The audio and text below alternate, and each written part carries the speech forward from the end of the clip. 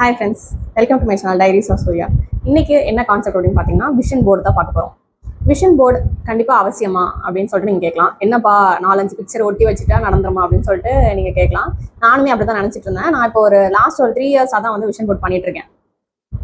என்னோட 2025 vision board காமிச்சு அதில் என்னென்ன நடந்தது அப்படின்னு சொல்லிட்டு டிஸ்கஸ் பண்ணலாம்னு நினச்சேன். ஆனால் வந்து அது எங்கே நான் வச்சேன்னு சொல்லிட்டு தெரியல. ஸோ இது வந்து பார்த்தீங்கன்னா என்னோட 2026 விஷன் போர்டு. இதுதான் என்னோட 2026 விஷன் போர்டு. 2025 விஷன் போர்டு பார்த்தீங்கன்னா ரொம்ப குட்டியாக பண்ணியிருந்தேன். அதனால 2026 வந்து என் ஃப்ரெண்டும் நானும் வந்து சேர்ந்து பண்ணோம். இந்த போர்டு வந்து பார்த்தீங்கன்னா மங்கல்ல ஒரு நாள் போய் வாங்கிட்டு அப்புறம் இந்த பிக்சர்ஸ்லாம் அவளே வந்து பிரிண்ட் அவுட் எடுத்துட்டு வந்துட்டா. அப்புறம் ஜஸ்ட் ஒரு 2 ஃபெவிகால் பாட்டில் வாங்கிட்டு வந்து ஒட்டணும், கட் பண்ணி ஒட்டணும்.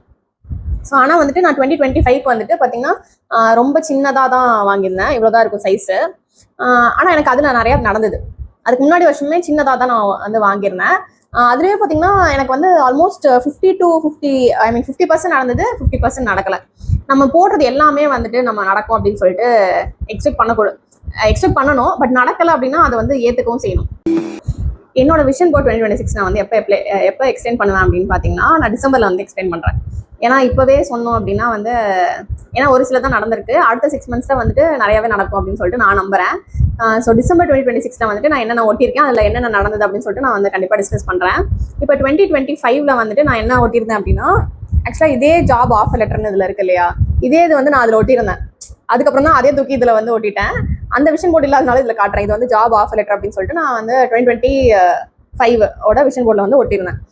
ஸோ அது வந்துட்டு நான் வந்து இன்னொரு ஜாப் வந்து ஸ்விட்ச் பண்ண நான் ரொம்ப வந்து ட்ரை பண்ணிட்டு இருந்தேன். அப்போ நிறையா கம்பெனிஸ் வந்து என்ன பண்ணாங்கன்னு பார்த்தீங்கன்னா நான் வாக்கிங் ட்ரைவ்ஸ் போவேன், ஃபுல் டே வெயிட் பண்ணுவேன். ஆனால் என்ன பண்ணுவாங்கன்னா ஃபர்ஸ்ட் ரவுண்ட் செலக்டட்னு சொல்லிட்டு வீட்டுக்கு அனுப்பிச்சிருவாங்க. பட் செகண்ட் ரவுண்டுக்கு கால் பண்ண மாட்டாங்க. இந்த மாதிரி ஒன்று நடந்தது. இன்னொன்று என்ன நடந்ததுன்னா நான் எல்லாம் ரெடி ஆகி நான் வந்து உட்காந்தேன் இன்டர்வியூக்கு. பட் அவங்க வந்துட்டு பேனல் இன்னைக்கு வரல, ரீஷெடியூல் பண்ணுறோம் அப்படின்னு சொல்லிட்டாங்க. அப்புறம் ரீஷெடியூல் பண்ணவே இல்லை. என்னடா இது, இதே மாதிரி நிறைய நடந்துட்டு இருந்தது. ஒரு 2-3 நான் செலக்ட் ஆகலை. இந்த மாதிரியே போயிட்டு இருந்தது. அதுக்கப்புறம் எனக்கு ஒரு நாள் கால் வந்தது. அப்போ வந்துட்டு என்ன சொன்னாங்க அப்படின்னா நீங்கள் அட்டன் பண்ணுங்க அப்படின்னு சொல்லி சொன்னாங்க. நான் அப்போ வந்துட்டு சரி இவ்வளோ நடந்ததுக்கு அப்புறம் நான் வந்துட்டு அதில் ரொம்ப வெக்ஸ் ஆகி இனிமேல் அட்டனே பண்ண வேணாம் அப்படிங்கிற முடிவு பண்ணிட்டேன் நான். ஆனால் பார்த்தீங்கன்னா அன்னைக்கு அந்த இன்டர்வியூ வந்துட்டு நீங்கள் அட்டன் பண்ணுங்கன்னு சொல்லிட்டே இருந்தாரு.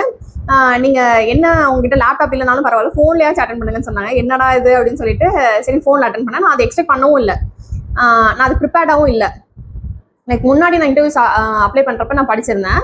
அந்த இது மட்டும் தான் ஞாபகம் வந்தது. இந்த இன்டர்வியூக்கு நான் தனியாக ப்ரிப்பேர் பண்ணல. ஸோ எனக்கு கொஞ்சம் மறந்துச்சு வேற. நான் வந்து அட்டன் பண்ணிட்டு சரி எப்படி செலக்ட் ஆக மாட்டேன் அப்படின்னு சொல்லிட்டு விட்டுட்டேன். அதுக்கப்புறம் பார்த்தீங்கன்னா ஒரு 1 வீக் கழிச்சு அவங்களாவே கால் பண்ணி நீங்கள் இந்த மாதிரி செலக்ட் ஆகிட்டீங்க, செகண்ட் ரவுண்ட் அவங்களே வந்து நடத்திட்டாங்க. ஸோ இந்த மாதிரி ஒரு விஷயம் நடந்தது. எனக்கு அடுத்து வந்து ஜாப் ஆஃப் லெட்டர் கிடைச்சது. ஆஃபர் லெட்டர் வர்றதுக்கு வந்து ரொம்ப டிலே பண்ணாங்க. ஆக்சுவலாக செகண்ட் ரவுண்ட் முடிஞ்சது, சாலரி நெகோசியேஷன் முடிஞ்சது. ஆனால் ஆஃப் லெட்டர் ரிலீஸ் பண்ண எனக்கு ரொம்ப நாள் ஆக்குனாங்க. அப்போ நான் ஒவ்வொரு தடவையுமே அந்த விஷன் போர்டை வந்து பார்த்துட்டு தான் தூங்குவேன். அப்புறம் நான் என்ன சொல்லுவேன் அப்படின்னு பார்த்தீங்கன்னா I got the offer letter. அதாவது எனக்கு இன்னும் ஆஃப் லெட்டர் வரல, but how I use to say is I got the offer letter, I receive the offer letter அப்படின்னு சொல்லுவேன். இது வந்து எப்படின்னா வந்து I am going to receive அப்படி சொல்லாம நீங்க உங்ககிட்ட ஆல்ரெடி அது வந்துருச்சு. அந்த எந்த பொருளுக்கு இப்போ நீங்க கார் வாங்குறீங்க அப்படின்னா ஐ ஹாவ் அ கார் அப்படி சொல்லுங்க. அஃபர்மேஷன் வந்துட்டு ஃபியூச்சர் டென்ஸ்ல இல்லாம ப்ரெசன்ட் டென்ஸ்ல இருக்க மாதிரி நீங்க சொல்லுங்க.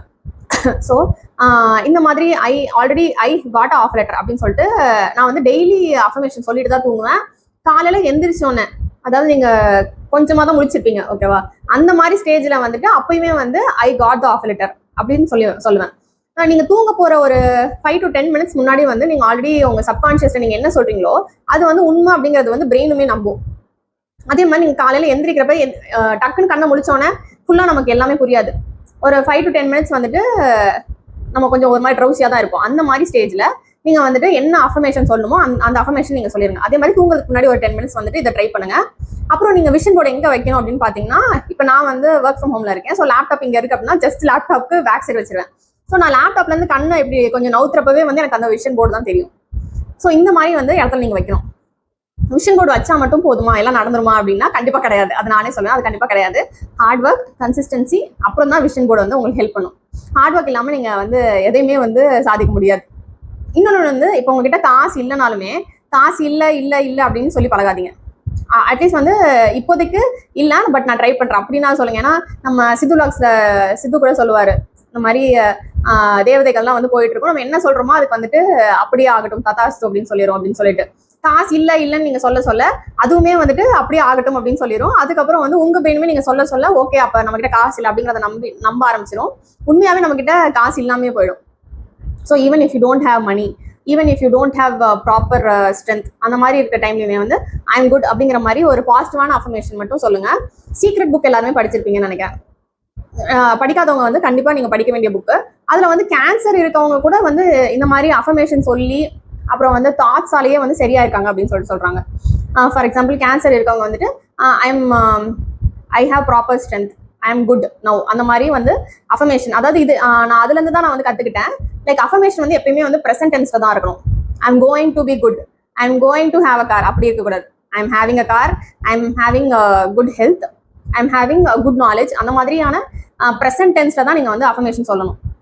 நான் ட்ரை பண்ற டெக்னிக் வந்து இதுதான். ஃபார் எக்ஸாம்பிள் கார் ஓட்டுறோம் அப்படின்னா கூட நைட்டு நான் தூங்குறப்ப like I can touch and feel the car steering, அந்த மாதிரி நீங்க வந்து ட்ரை பண்ணுவோம். அதாவது தூங்க போறதுக்கு முன்னாடி படுத்துட்டு வந்து நீங்க உங்களுக்கு இப்போ ஒரு கார், ரெட் கலர் கார் உங்களுக்கு ஒன்று பிடிச்சிருக்கு அப்படின்னா ஒரு ரெட் கலர் கார்ல நீங்க அதை வந்து உட்காந்துட்டு ஓட்டுற மாதிரி நீங்க அந்த ஸ்டீரிங்கை வந்து பிடிக்கிற மாதிரி அந்த மாதிரி ஒரு ஃபீலை வந்துட்டு நீங்க கொண்டு வரணும் மைண்ட்ல.